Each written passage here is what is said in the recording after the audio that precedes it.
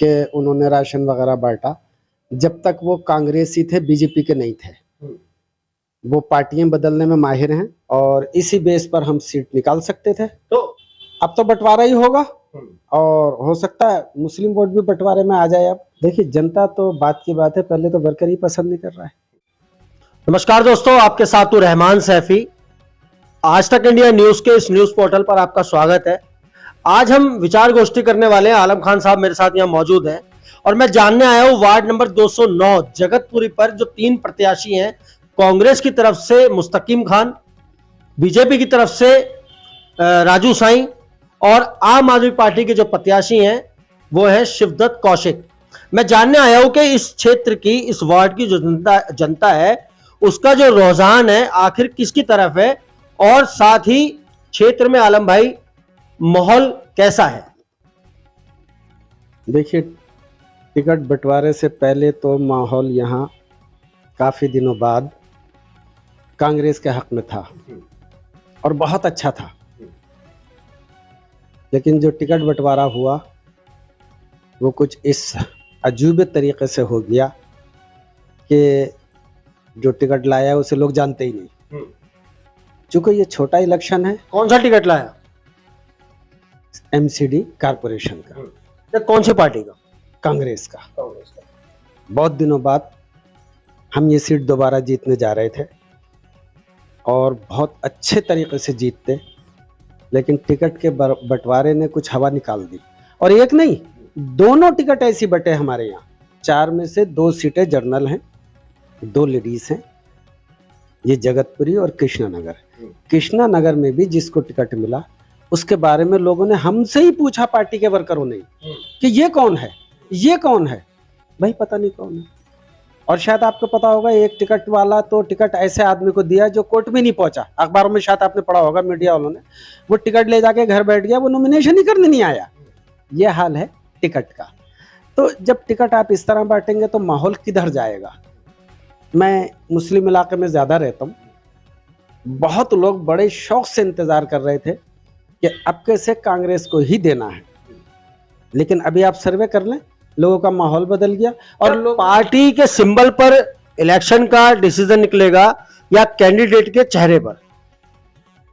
देखिए, मौजूदा जो इलेक्शन है इसमें हमारे यहाँ कांग्रेस का एक कम और फेस वैल्यू ज़्यादा थी कि आपके बीच का आदमी हो, जाना पहचाना हो, सोने पे सुहागा कि वो कांग्रेस का टिकट हो। तो लोग दुखी हैं इन दोनों पार्टियों से। बीजेपी तो कुछ करती नहीं है, आम आदमी वायदों पे चलती है। लेकिन मैं यहां पर एक बात दोहराना चाहूंगा आलम भाई। आपने कहा बीजेपी कुछ करती नहीं है, वो बात अपनी जगह शायद सत्यता हो सकती है आपके कहे अनुसार। लेकिन अगर मैं कैंडिडेट का चेहरे की बात करूं तो राजू साईं इस जगतपुरी वार्ड में एक जाना माना नाम, एक जाना माना चेहरा है। कोरोना काल से लेकर आज तक के समय में उन्होंने जनता की दिल खोल के मदद की है, उन्होंने भी और उनके परिवार ने भी। यह हम सबने बखूबी देखा है। कोरोना में जिस तरह से राशन, अन्य और सुविधाएं जो उनकी तरफ से जनता को दी गई हैं, यह भी किसी से छुपा नहीं है।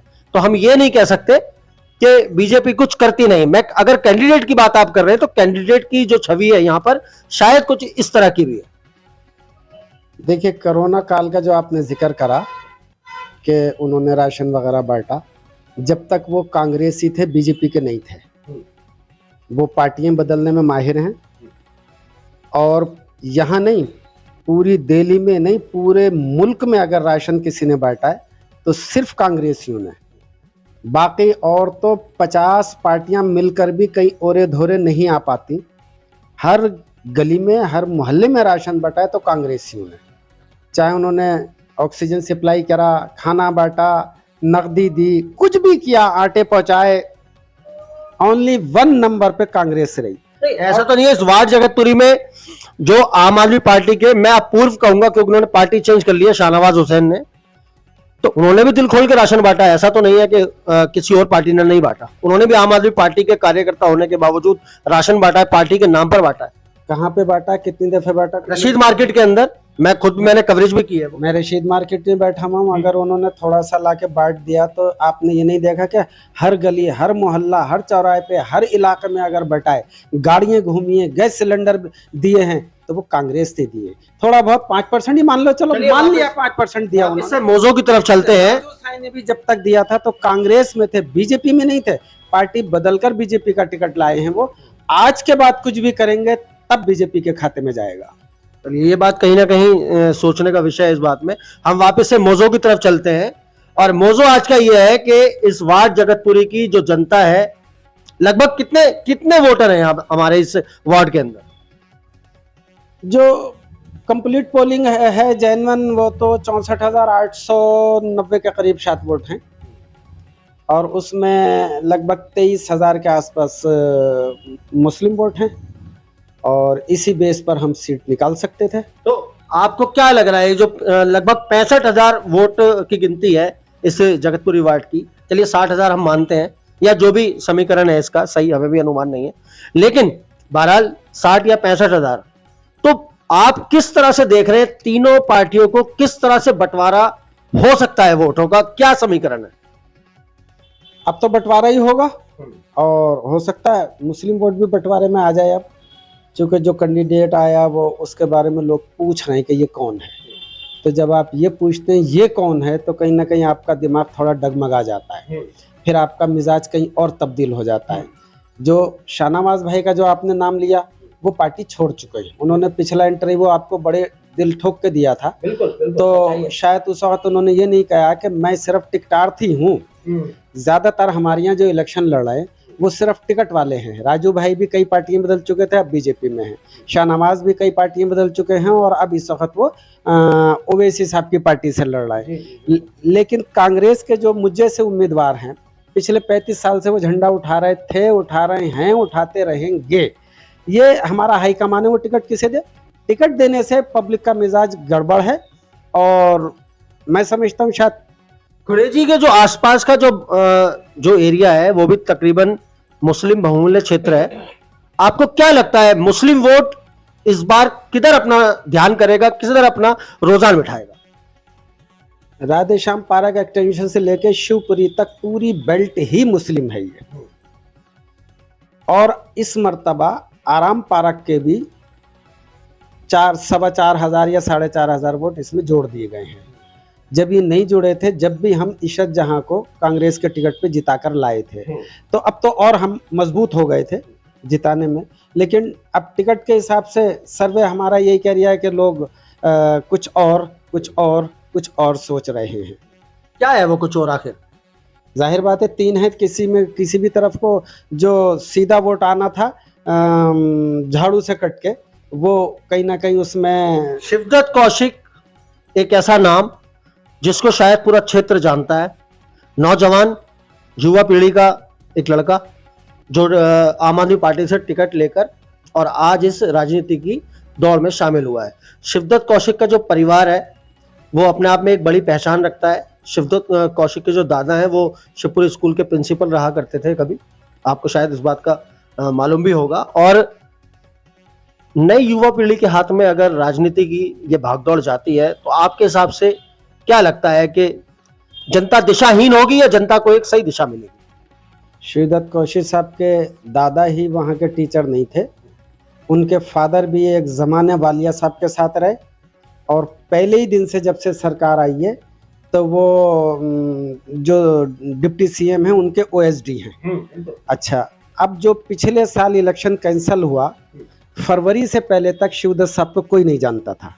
फरवरी में जैसे उनका टिकट कंफर्म होने जा रहा था तो सीट रिलीज हो गई थी। वहां से जो उन्होंने पब्लिसिटी शुरू करी, और उन्हें ये कंफर्म था कि टिकट मुझे ही मिले। तो पब्लिसिटी तो कहीं ना कहीं मिली ना उनको। राइट, आप बिल्कुल सही कह रहे हैं, लेकिन तभी लोग उन्हें जाने, उससे पहले नहीं जानते थे। दादा या बाप के नाम से नहीं, बाप को जानते थे कि ये ओएसडी हैं, ये दादा को जानते थे। शिवदत्त साहब, हालांकि शिवदत्त पढ़ा लिखा लड़का है, अब उन्होंने अपनी इतने टाइम में पहचान बना ली है, पहले कोई पहचान नहीं थी। तो जनता सवाल बार बार इसी बात पर आके रुकता है कि आखिर जो जनता है जगतपुर इस वार्ड की, अब क्योंकि आप बता रहे हो कि काफी लोग इसमें और भी जुड़ गए, तो उसका जो रुझान है, वोटों का बंटवारा कितने समीकरण पर और किस तरह से देख रहे हो आप? वोटों का बंटवारा तो निश्चित है, होना है, और फिर उसमें तुम्हें पता है कौन बाजी मारता है, मैं कहूँ या नहीं कहूँ? नहीं, आप बताइए। नहीं, मैं क्या बताऊं अपने मुंह से, मैं कांग्रेसी हूं, मैं कांग्रेस की बात करूंगा। एक चीज और है यहाँ पर बात, अगर आप कांग्रेसी हो तो फिर मुस्तकीम खान से क्या प्रॉब्लम, क्यों पसंद नहीं कर रहे आखिर उसको क्षेत्र जनता, यहाँ की इस वार्ड की जनता, क्या वजह क्या है, आपके क्या वजह देखते हो? देखिए, जनता तो बात की बात है, पहले तो वर्कर ही पसंद नहीं कर रहा है। वजह? वो अपना अपना किरदार है आदमी का। मेरे कहने से ना कोई अच्छा हो जाएगा ना कोई बुरा हो जाएगा। अगर आदमी का किरदार अच्छा होता है लोग उसे पसंद करते हैं, अगर किरदार अच्छा नहीं है तो लोग उसे ना पसंद करते हैं। तो ये तो भविष्य के गर्भ में छुपा हुआ है ना कि उसको पसंद करते हैं या नहीं करते। अगर उन्होंने काम अच्छा किया, उन्होंने प्रचार अच्छा किया, वो लोगों से मिले जाके, उन्होंने अपनी भावनाएं बताई, लोगों ने उनकी भावनाओं की कदर की, तो ये तो जरूरी नहीं कि वो सीट ना निकालें। ये तो कोई भविष्यवाणी नहीं है। अगर ऐसा होता तो आप सर्वे करो, फिर लोग उनसे क्यों बच रहे हैं, फिर तो खुद चल के आ जाते सारे। लेकिन फिर भी पार्टी के नाम पे वोट तो पड़ेगा। अच्छा, जो यहाँ का मुस्लिम वोट है वो क्या देखता है अपने कैंडिडेट में, उसमें क्या खूबी होनी चाहिए, वो क्यों झुकता है आखिर अपने कैंडिडेट की तरफ, उसको क्या चाहिए, अपने कैंडिडेट में क्या खूबी चाहिए? छोटा इलेक्शन है, मेन तो यही है कि हमारे साथ का हो, मिलने जुलने वाला हो, हंसमुख हो, बज़ाहिर सामने से साफ सुथरा हो, काम करने वाला हो। और ये जब भी परखा जाता है जब वो पार्टी से जुड़ा हुआ रहेगा, पार्टियों की नीतियों से जुड़ा रहेगा और हमेशा अपने एरिया में अपनी फील्ड में कुछ करके दिखाया होगा, सामाजिक कार्यकर्ता के रूप में उसकी पहचान होगी, फिर उसे जरूरत नहीं पड़ती वोट पड़ेगा। ये बात बिल्कुल आपकी कहीं ना कहीं मैं सराहता हूँ इस बात को, लेकिन यहाँ जो सोचने की बात है, अगर इस बात में कोई सच्चाई नहीं है तो मुस्तकीम खान को आखिर टिकट कैसे दिया पार्टी ने? इतनी देश की इतनी बड़ी पार्टी, क्या उसको इस बात की समझ नहीं थी कि किसको टिकट देना है किसको नहीं? क्योंकि उसको पार्टी को समझ थी, इसलिए तो उन्होंने मुस्तकीम को चुना है। अगर समझ थी तो वो आदमी कहाँ गया जो टिकट लेने के बाद कोर्ट ही नहीं पहुंचा? समझ थी तो फिर ये भी समझ होना चाहिए थी कि ये छोटा कारपोरेशन का इलेक्शन है, यहाँ ज़मीनी लोग काम करते हैं, आसमानी नहीं। टिकट आसमानी लोग लिया है। मैं तो अभी भी आपसे कह रहा हूँ कि आप यहाँ बैठे हो, बराबर की सीट कृष्णा नगर है, वहाँ जिसको टिकट मिला है आप 10 जनों से जाके पूछ लो, अगर 8 ये कह दें कि हम तो जानते। किसको मिला है वहाँ टिकट? कोई प्रदीप नाम के हैं जिन्हें मैं खुद भी नहीं जानता। मतलब ये तो जरूरी नहीं जिसको आप नहीं जानते तो ये भविष्यवाणी तो हुई नहीं, क्या उसको वो उसकी जीत जो है अब वो जीतेगा नहीं? ये तो बात नहीं है ना। बिल्कुल राइट, सही हैं आप, लेकिन ये वक्त बता देगा। और छोटे इलेक्शन में तो फेस वैल्यू बहुत अहमियत है। छोटा इलेक्शन क्यों कह रहे हो आप इसको बार बार? छोटा इलेक्शन का ये तो बहुत बड़ा इलेक्शन है, इसी के ऊपर तो दारा मदारा सारा। एमसीडी का, मुल्क का नहीं, दिल्ली का नहीं। दिल्ली का या होता तो इसको बड़ा कहा जाता। एमसीडी है, नालियाँ साफ करना है, कूड़ा उठवाना है, लाइट देखना है, घरों घरों जाना है, लोगों का पहचान पत्र बनवाना है, यही तो करता है। तो इसको क्या बड़ा करा? ये तो हमारा रोजमर्रा का काम है। हमने 84 में कब्रस्तान जब से हम पार्टी में आए हमने उसमें सर्वे करा हुआ है, गोविंदपुरे के गुरुद्वारे की टीम के साथ में लगे हुए। तो ये पहचान होती है ना। 86 में बिरजपुरी का पहला कब्रस्तान अगर जमुना पार्क में या दिल्ली के कांग्रेस कार्यकर्ताओं की इतनी मेहनत है, इतना लोगों के पास आना जाना है, तो आखिर इतने वर्षों से कांग्रेस आखिर इक़्तिदार में क्यों नहीं आई? वो यही कारण है, जैसे आपने अभी देखा कि जो खुशामदी लोग हैं वो आगे बढ़ जाते हैं और जो ज़मीन से जुड़े हुए लोग हैं वो पीछे रह जाते हैं। और ये चला आ रहा है। अब इस सिलसिले को तोड़ेंगे राहुल जी, वही मेहनत कर रहे हैं। क्या भारत जोड़ो यात्रा कांग्रेस प्रत्याशी के काम आएगी? देखिए, भारत जोड़ो यात्रा तो पूरे मुल्क के काम आएगी, कांग्रेस प्रत्याशी से क्या लेने देना। राहुल जी का तो एक कौल है, जैसे शायद आपने कभी पुराने इतिहास में सुना हो, हज़रत कांधा अलैहिस्सलाम का एक कौल आपको याद हो, उन्होंने कहा था कि जब जब जुल्म बढ़ेगा मैं किसी न किसी रूप में आऊँगा। उन्होंने, राहुल जी ने ये साबित कर दिया कि जब जब देश को लुटेरे आएंगे इसका सर्वनाश करने, तो किसी न किसी रूप में एक गांधी आएगा। और वो गांधी अपना काम कर रहा है। अब ईश्वर को क्या समझ आता है, क्या पसंद आती है, वो क्या रिजल्ट देता है, ये उस रब अजीम के हाथ में है, मेरे नहीं। तो आज अभी फिलहाल देश से निकल के वार्ड में आते हैं वापस, और वार्ड की बात करते हैं। जगतपुरी वार्ड के जनता है उसकी सबसे जो मुख्य समस्या है वो किस तरह से देखते हैं, क्या क्या समस्या है? खास समस्याएं तो यही है कि पिछले 8 साल में किसी भी सीनियर सिटीजन की पेंशन नहीं बनी, कोई पहचान पत्र नहीं बना, वो पहचान पत्र ही नहीं, राशन कार्ड नहीं बना, जिन लोगों के नाम कट गए थे वो तक के नहीं जुड़े, गलियों में कोई सफाई नहीं हुई, कोई नया काम अगर हुआ भी तो ना बराबर हुआ, चूँकि कारपोरेशन आ गई बीजेपी पे। और जो हमारे यहाँ के एमएलए साहब हैं वो शायद आपका सर्वे बता रहा होगा, खास तौर से मुस्लिम इलाकों पे उन्होंने ध्यान नहीं दिया। तो मेन जनता की लेकिन आप आम आदमी पार्टी कार्यकर्ताओं का कहना है कि उन्होंने लाखों रुपए कब्रिस्तान और स्कूलों में लगवाए विधायक से। अगर उन्होंने लाखों रुपए कब्रिस्तान के कहे तो मैं उनको गलत नहीं कह रही हूँ। उन्हें ये भी कहना चाहिए था कि जो आपका मुकाबिल काम कर गया उसको भी याद दिलाओ। ये सबसे पहले संदीप जी ने इस कब्रिस्तान को बनवाया था। संदीप दीक्षित ने पहली मर्तबा ये जनता के चंदे से बना था। दूसरी मर्तबा जब ये 28-30 साल बाद दोबारा से संदीप दीक्षित ने बनवाया था। अब उन्होंने अगर थोड़ा बहुत डेकोरेशन करा दिया तो वेलकम, कौन बुरा कह रहा है। आप भी कह रहा हो और भी कह रहे हैं, लेकिन उन्होंने पूरी तफसील नहीं बताई। शायद वो हर आदमी अपनी अपनी पार्टी का बता देता है। जैसे आपने बताया कि जनता पसंद नहीं करेगी या पसंद नहीं कर रही है, इसी तरह से मैं बीजेपी के जो प्रत्याशी हैं निगम पार्षद पद के राजू साईं, जो इसी वार्ड की सीट से हैं, क्या उनको जनता पसंद नहीं करेगी या वो जनता के काम नहीं करेंगे जीतने के बाद? आपको क्या लगता है इस मुस्लिम बहुल क्षेत्र के? देखिए, बीजेपी का अपना तो यही रिकॉर्ड है कि वो मुस्लिम बहुल क्षेत्र में काम नहीं करते। अभी आपने कहा कि कैंडिडेट का चेहरा इंपॉर्टेंट है। कैंडिडेट का चेहरा यह है कि अब राजू भाई 2-3 पार्टियां बदल के गए हैं। अगर वो जीतते हैं तो बाद में पता चलेगा वो क्या करेंगे क्या नहीं करेंगे। जीतने से पहले मैं कैसे बता दूं? क्या पता कोई और जीत जाए। 3 आदमी हैं, तीनों में से कोई भी जीत सकता है। तीनों के वोटर शशोपंज में है। कोई भी ये नहीं कह रहा है कि हम इसे देंगे। सब अभी सोच रहे हैं कि हमें क्या करना। आखिर वो वजह, मुझे वही वजह जाननी है, ये वजह क्या हो गई है सोचने की कि वोटर को सोचना पड़ रहा है। मैं ये मुख्य वजह जानने आया हूं आपसे। एक तरफ दल बदलू है, एक तरफ कम पहचान वाला चेहरा है और एक तरफ बिल्कुल ही नया चेहरा है। बिल्कुल नया चेहरा कौन है? कौशिक शिवदत्त कौशिक। एक बात और आलम भाई, जिस तरह से मौजूदा वक्त की राजनीति करवट ले रही है और देश में अपना ही एक असमंजस का माहौल है, हर तरफ हिंदू मुस्लिम और भी बहुत सारे मुद्दे आए दिन हम देखते हैं, क्या उन सबको आधार मानकर आपने ये अपनी सारी बात कही है कि पार्टी के या कैंडिडेट के चेहरे पर वोट पड़ेगा? देखिए, अगर हिंदू मुस्लिम के आधार को मैं मान के बात कहूं तो फिर मुस्लिम एक वोट भी, कम से कम एक वोट भी झाड़ू को नहीं पड़ना चाहिए। वजह चूंकि जिस दिन ये ध्यान रखें कि वो जिस पार्टी की आप बात कर रहे हैं वो पार्टी आज से दिल्ली की सत्ताधीन है और साथ ही दिल्ली के मुख्यमंत्री अरविंद केजरीवाल की पार्टी है। वो सत्ताधीन है, इसमें कोई शक की बात नहीं है, लेकिन उनके ये मसाइल भी अधीन होंगे कि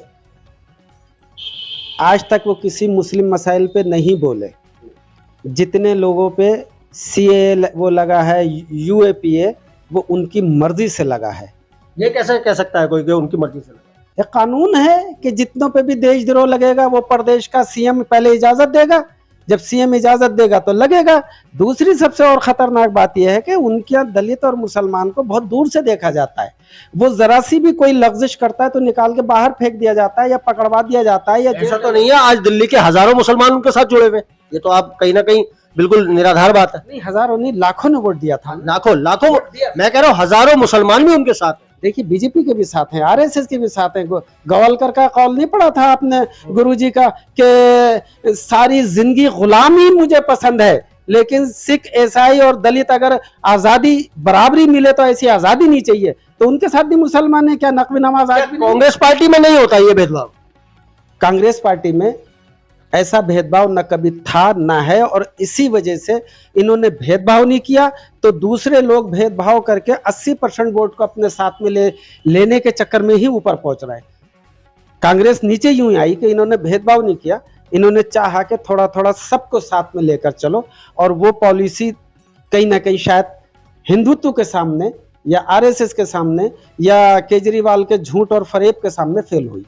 देखिए, एक वार्ड में लगभग मिलीजुली आबादी होती है जी। वहाँ हिंदू भी रहते हैं, मुस्लिम भी रहते हैं, सिख भी रहते हैं, एक ही बिल्डिंग में रहते हैं। एक ही बिल्डिंग, आपका कहे अनुसार भी। तो क्या कोई भी पार्टी का नुमाइंदा होगा या निगम पार्षद, एमएलए, सांसद, एमपी, कोई भी एनीथिंग एल्स, किसी भी पद का पदाधिकारी, क्या वो देखकर उस सुविधा को वहां पे उपलब्ध कराएगा या वो हिंदू मुसलमान देखेगा या बिना सोचे समझे जनता के लिए करवाएगा? जो अच्छे लीडर हैं वो जनता और देश हित देखते हैं। जो थोड़े से भेदभाव वाले लीडर हैं, काम तो उन्हें भी करना पड़ता है, चाहे वो 100% नहीं करेंगे तो 20% करेंगे।